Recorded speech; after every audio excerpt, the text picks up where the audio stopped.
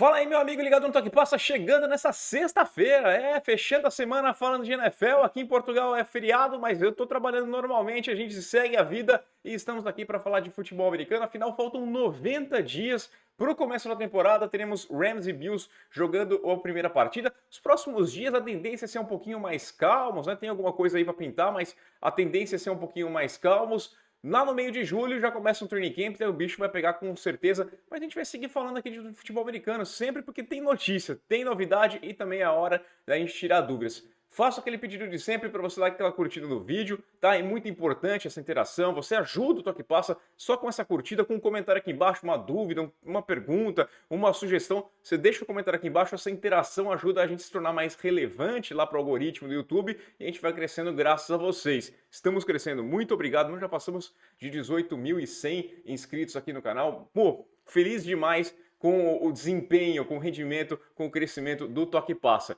Se você puder fazer parte do nosso clube de membros, eu também agradeço de coração, assim como fez o Vladimir Dias. Já chegou, já está no grupo no Telegram, tem o grupo lá para a gente bater papo sobre o futebol americano. Teremos algumas vantagens também, não vai ter conteúdo fechado, já falei aqui, não quero fechar conteúdo, quero a informação chegando para todo mundo. Mas vamos preparar aí algumas lives para a gente bater papo, conversas de Zoom, né? Fazer umas 2 vezes por mês, uma vez por mês pelo menos, para a gente bater papo sobre futebol americano. E tem sorteio também, já somos 36 membros, 36 pessoas fazem parte do clube de membros. Quando chegamos a 50, vou sortear uma bola da Wilson, ó, da NFL, igual essa daqui, e também com 100 membros vou sortear uma camisa oficial de um time aí da NFL. Então fica ligado no Toque Passa e vamos nessa. Roda a vinheta.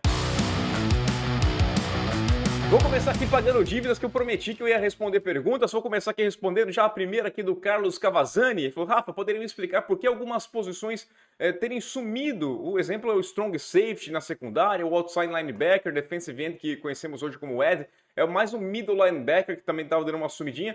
E é uma evolução do jogo, é natural que isso vá acontecendo, porque o jogo vai evoluindo, as peças vão mudando e o estilo de jogar vai fazendo com que algumas posições, eu não vou dizer que some, né, mas você vai se adaptando.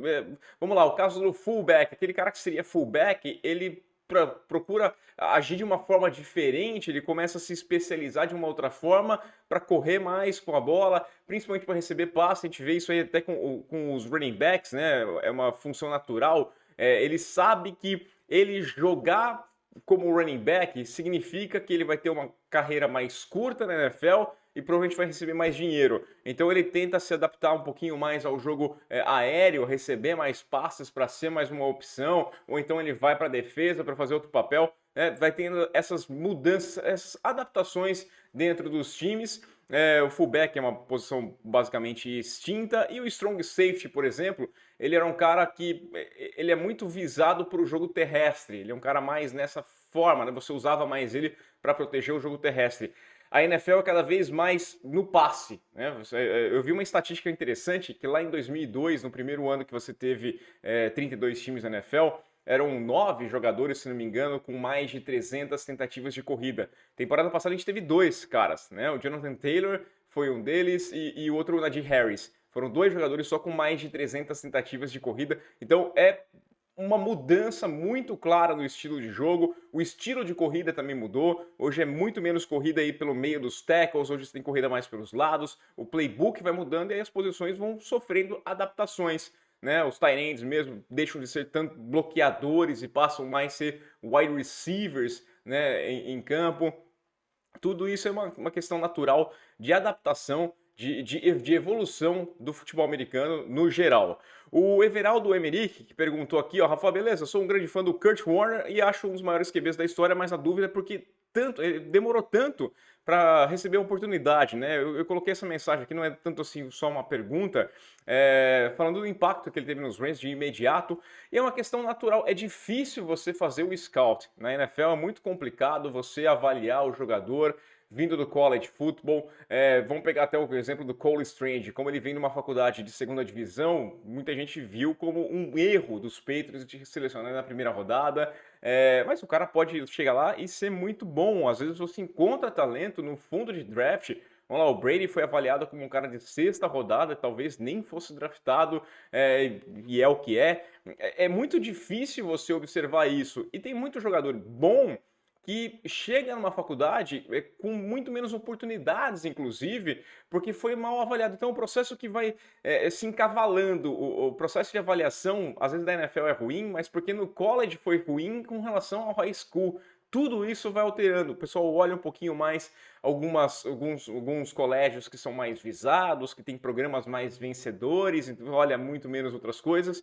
Então chega na faculdade já com um status menor e é um pouquinho relegado, fica no banco, aí tem que chegar na NFL. Então é complicado, é difícil. E às vezes o esquema funciona, né? A gente pode imaginar casos como vários bons talentos que podem ser jogados no lixo por terem más gestões, por terem treinadores ruins.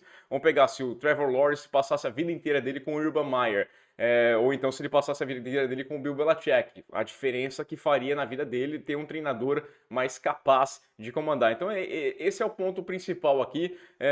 Acho que o pessoal acaba passando. Eu acho que vários e vários talentos, talvez vários Kurt Warners se perderam no meio do caminho na NFL e em outros esportes como um todo, porque simplesmente não receberam a chance que mereciam. Isso acontece em qualquer profissão, vamos lá ser sincero. O Rodrigo Lima perguntou que ele citou o Jerry Maguire, que é um grande filme também, ele falou que não é o tema principal, futebol americano, mas faz parte da essência do filme.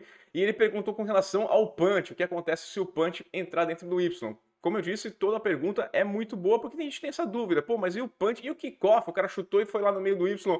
É só touchback, tá? Não conta ponto, não. É apenas quando você vai chutar de fato, vai pro chute de field goal, é que conta ponto. Qualquer outra situação, se der um passe e passar no meio, não conta nada. É como se só passasse para a linha de fundo. O Rafael Lavarini, que perguntou aqui uma dúvida. Como foi meu primeiro contato com o futebol americano e o que inspirou você começar o Toque Passa, né? O canal, ele gosta bastante do canal, muito obrigado mesmo, foi um conteúdo de alto nível. Em primeiro lugar, que o futebol americano para mim apareceu primeiro na TV Bandeirantes, eu assisti algumas coisas, mas ela não me pegou tanto assim, né? E eu escolhi a equipe do New England Patriots, e acho que comecei a acompanhar mais o futebol americano ali em 97, quando os Patriots fizeram o Super Bowl contra o Green Bay Packers, um amigo meu voltou dos Estados Unidos com uma Sports Illustrated falando do Super Bowl, aí eu tive noção que aquele jogo que eu via culminava num jogo tão espetacular, numa grande final, e eu achei interessante. Como muitos sabem, eu sou corintiano, e aí eu falei, não vou torcer para o Green Bay Packers, escolhi os Patriots. Os Patriots perderam, aí eu descobri que é a história, os caras nunca tinham conquistado um título, era só o segundo Super Bowl. Eu falei, legal, vou sofrer com esses caras aqui. Dei sorte, né? Dei sorte, muita sorte aí, passei anos maravilhosos aí nos últimos 20 anos. E o Toque Passa foi uma ideia do Thiago Romariz. O Thiago Romariz queria muito falar de futebol, né? A gente tinha um projeto lá na ESPN ainda, o Quarteto Fanático, comigo, com o Forlani e também o William Tavares, que a gente juntava esporte com cultura pop. O projeto acabou se encerrando lá na ESPN, e aí o Thiago falou lá em 2018, pô, vamos fazer um canal pra gente falar de esporte como um todo, né? Eu mantive um pouquinho mais, o Thiago voltou um pouquinho mais lá só pro cinema, né? Focou mais no cinema, mas eu gosto muito e eu quero, inclusive, voltar a falar mais de outros esportes aqui também no Toque Passa. Eu sei que é difícil mudar esse público, mas a gente vai tentar acertar isso aqui também. O Carlos Alexandre Rezende falou, uma questão que é fora da NFL, mas eu acho que vale a pena também, porque ele falou que ele queria saber como é que se escolhe os jogadores do Hall da Fama da NBA. Eu aproveito e trago também para a NFL para falar do Hall da Fama da NFL. A votação acontece por um colegiado. Você tem um time lá que vai fazer a votação. Os nomes sempre, para entrar na votação, eles têm que passar por alguns crivos, né? Algumas questões dos nomes serem elegíveis. E o primeiro fator é o distanciamento. Você tem que esperar um tempo da aposentadoria para saber se aquele cara lá foi de fato muito bom, se esse cara merece. Você dá um distanciamento para revisitar a carreira dele, assim, sem o calor da emoção, porque às vezes uma aposentadoria de um cara que, pô, ele teve um ano espetacular, conquistou um Super Bowl e se aposentou. Mas será que a carreira dele é digna de um Super Bowl? Vou pegar um caso do Julian Edelman, né? Um cara que, pô, foi MVP de Super Bowl. Será que se ele se aposentasse naquele instante, ele seria um cara de Hall da Fama? Dá um tempinho, passa uns 5 anos, vê um pouquinho melhor, vê o que aquele cara trouxe para o futebol americano como um todo, e aí você entende. Né? Na NBA, o colegiado, se não me engano, são 24 membros, né? Entre ex-jogadores, ex-treinadores, dirigentes e membros da mídia. E na NFL são 49 eleitores que definem quem são os caras que vão entrar de fato no Hall da Fama. E pra gente fechar aqui, uma pergunta que eu achei bem legal, até botei essa camisa aqui do Mahomes por isso, o Diogo Negreiros, que perguntou aqui qual é a minha opinião sobre o Mahomes, se acabou a magia ou tem chance de ser o futuro GOAT. O Mahomes está fazendo 27 anos nesse ano, em setembro. Eu não acho que ele vai ser GOAT, tá? Eu acho que ele tem potencial para ser dos grandes nomes. Para mim, o lugar dele no Hall da Fama já está mais do que garantido, pelo que ele fez como um segundo-anista, conquistou o Super Bowl, como ele revolucionou o jogo, isso tudo interfere. Eu acho que ele vai entrar no Hall da Fama sem sombra de dúvidas, mas eu acho difícil demais tirar um posto de GOAT. Pode ser um dos maiores, um dos grandes da história, mas é uma missão bem complicada. Vamos lá. O Brady conquistou seu 7º título em 2020, ele já tinha 43 anos. Mas sendo realista aqui, você joga com alto nível até os 40 anos. Nem todo mundo é Tom Brady. E tem um fator que pesa um pouquinho mais no Mahomes ainda, que é o estilo de jogo dele. O Brady sempre viu, o cara chegava perto, ele caía em posição fetal, parecia uma criança ali, não queria saber de toque, então ele se manteve muito saudável por muito tempo.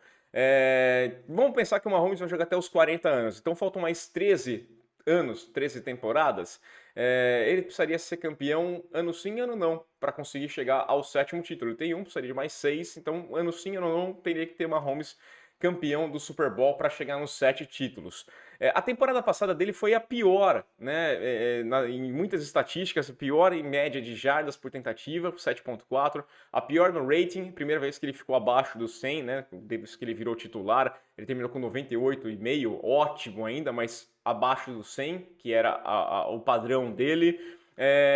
Ele teve um ano com mais interceptações, foram 13, e com mais tentativas de corrida. Isso aí é muito significativo. Como eu disse, a questão do impacto diminui a durabilidade do jogador. Um fator muito bom para o Brady, além dele se poupar fisicamente, ele só teve uma grave lesão, né? Perdeu aquela temporada lá, mas de resto a vida dele foi muito tranquila com relação a lesões. E o Mahomes no ano passado já sofreu um pouco com isso, ele perdeu um tempinho, ficou um pouquinho, não estava 100%, teve que passar por cirurgia, porque em 2020 ele tinha sofrido a lesão que atrapalhou, talvez tenha custado para ele o Super Bowl. Então tudo isso acaba entrando na conta, assim como o ambiente que o cara joga. O Tom Brady pôde passar 20 anos com o Bill Belichick. O Mahomes não vai passar 20 anos com o Andy Reid. O Andy Reid já tem 64 anos. Ele não vai ficar mais aí 15 anos treinando o Mahomes. Vai mudar a situação, muda treinador. Por mais que você pegue alguém da comissão, às vezes não é a mesma coisa. Como já disse aqui, ser head coach é uma coisa, ser coordenador é outra. Tudo isso entra na conta toda. Eu acho o Mahomes um fenômeno, mas acho difícil colocar ele como o maior de todos os tempos, pelo que ele vem para fazer no futuro. O salário dele vai interferir, o Brady abria a mão de salário e o Bill Belichick era aquele cara genial que conseguia pegar um cara ali qualquer e botar para ser o MVP do Super Bowl. Tudo isso interfere na situação, por isso que eu acho que o posto de maior de todos os tempos fica para Tom Brady. A gente vai discutir aqui com o Aaron Rodgers, o que ele fez, com o Peyton Manning, mas eu acho que o Mahomes vai ficar ainda abaixo desse patamar. Ele não vai entrar diretamente na discussão quando chegar ao fim da carreira dele. Claro, é opinião, né? Já que a gente falou de Tom Brady, falar um pouquinho aqui que o Tom Brady deu uma entrevista lá nos Bucks e negou veementemente qualquer problema de relacionamento com o Bruce Arians, né? Falaram até que ele teria se aposentado por isso e a exigência para voltar seria a saída do Bruce Arians. Falou que não. Ele até voltou a ressaltar aqui que o Arians fez um papel importante para que ele escolhesse os Bucks, né? Lá no Man in the Arena, ele fala que ele botou tudo no papel ali, a importância para decidir em que time ele jogaria, e o Arians fez parte dessa decisão. E ele também não negou, né, o Tom Brady que tenha conversado com os Dolphins. Ele falou que conversou com muita gente. Eu acho que seria uma besteira o Tom Brady ir para os Dolphins, tá? Por mais que você pudesse ter uma birra aqui, uma birra ali, mas eu acho que ia ficar uma questão de você sair para um time e ir direto para um arquirrival de divisão, ia ficar um pouquinho ruim para ele. Então eu acho que questão do clima, o ambiente, acabou sendo Tampa, talvez tenha ficado entre Tampa e os Dolphins, e isso tenha pesado um pouco, de como vai ser a imagem. Eu tô feliz até porque falaram que ele ia ser dono dos Dolphins, pelo menos pelos próximos 10 anos, a gente pode imaginar que não vai acontecer isso, porque se ele for comentarista na Fox, ele não vai poder ser proprietário de um time na NFL, né? Vamos ver o que vai acontecer, o que o futuro vai reservar. Disseram que ele já era dono dos Dolphins há muito tempo. Passar por uma notícia ruim aqui, a gente tem que falar um pouquinho mais do caso do Deshaun Watson, porque entrou o 24º caso, se tem na segunda-feira, mas nem voltei a falar na quarta-feira sobre isso. Mas saiu uma notícia do New York Times, publicando lá que o Watson teve encontro com 66 mulheres durante o período de 17 meses, dá quase uma por semana, tá? E aí eu tô voltando nesse assunto por quê? Porque o Houston Texans pode entrar nesse problema, né? Segundo o advogado das garotas lá, o Tony Busby, ele vai colocar um processo junto contra o Houston Texans, que o Houston Texans teria conhecimento do que estava acontecendo tudo. Segundo a matéria do Times, tinha um acordo de confidencialidade que o Watson entregou para algumas mulheres e ele teria partido do diretor de segurança dos Texans, o Brent Nakara, e também os Texans tinham providenciado o quarto do hotel. Então, teoricamente, eles saberiam o que estava rolando, né? Quarto do hotel que teria rolado várias dessas sessões de massagem. Os Texans não responderam ao caso, né? A matéria do Times, mas a gente lembra que eles bateram nessa tecla várias e várias vezes que eles não sabiam o que estava acontecendo, que eles não tinham noção do comportamento do Deshaun Watson.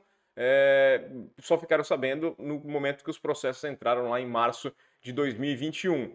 Vamos lembrar uma situação, tá? Que tem todo o ponto.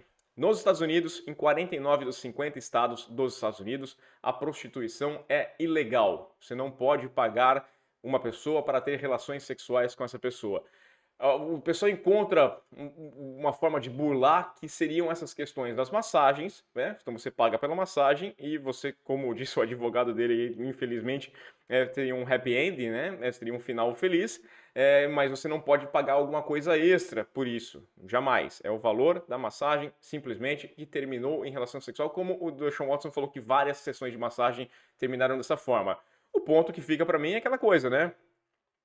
Teoricamente, o atleta profissional tem o seu próprio fisioterapeuta, o pessoa que é responsável por sua massagem. Então, para mim, o entendimento é que o Watson ia para essas sessões procurando ter relações sexuais. E como é que você, né, confirma isso? Como é que está acertado já? E se a pessoa for de fato só uma massagista? Então, para mim, pode ter rolado um problema nessa situação. A gente vai ficar guardando aqui, porque agora até a NFL talvez passe a investigar o Houston Texans, pode sobrar alguma coisinha ali, respingar na franquia dos Texans.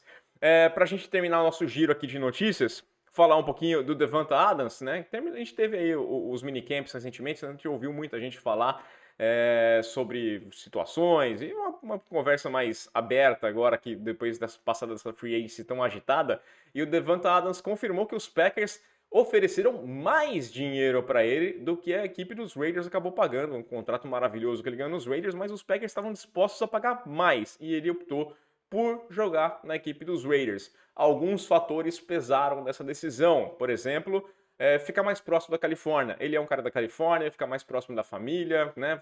Você tem ali a Califórnia muito mais perto do que Green Bay.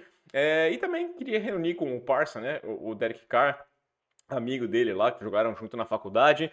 Ele falou que conversou bastante com o Aaron Rodgers. Será que o Aaron Rodgers está namorando essa mulher aí mesmo? A Blue of Earth, né?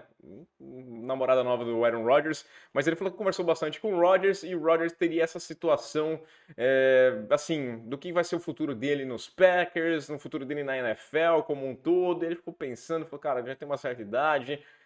Eu não sei, o Rodgers está com um grande contrato, a tendência é que ele fique lá, já falou que vai encerrar a carreira dele no Green Bay Packers, mas a qualquer momento pode pintar o Rodgers e falar assim, quer saber, encerrei minha carreira, né, acabou, tá bom pra mim, vamos embora, dinheiro ele já tem para fazer isso, então, né, eu acho que o Davante Adams tomou uma decisão muito consciente do que fazer, acho, assim, uma decisão boa para o jogador.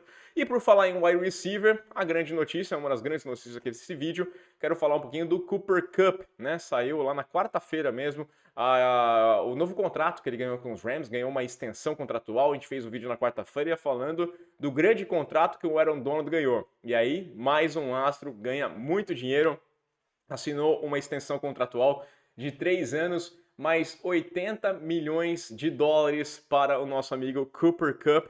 E agora, nos próximos 5 anos, ele vai ganhar 110 milhões de dólares. Vai ganhar 14,8 milhões nessa temporada, 14,6 na próxima temporada, tranquilão. E aí entra o novo contrato dele, com uma média ali de mais de 20 milhões de dólares, média de 26,7 milhões de dólares por temporada, que coloca ele em quarto entre os mais bem pagos wide receivers da NFL. Você tem Devonta Adams, você tem o Tyreek Hill, você tem o Diggs, né? E aí você tem o Cooper Kupp, que para mim foi o MVP espiritual da temporada passada. Para mim ele foi o melhor jogador da NFL, né? Para mim ele foi melhor que o Rodgers. Para mim ele fez o que um wide receiver pode fazer para ser MVP e acabou não sendo. Ganhou o prêmio de MVP entre os não quarterbacks, que é o jogador ofensivo da temporada.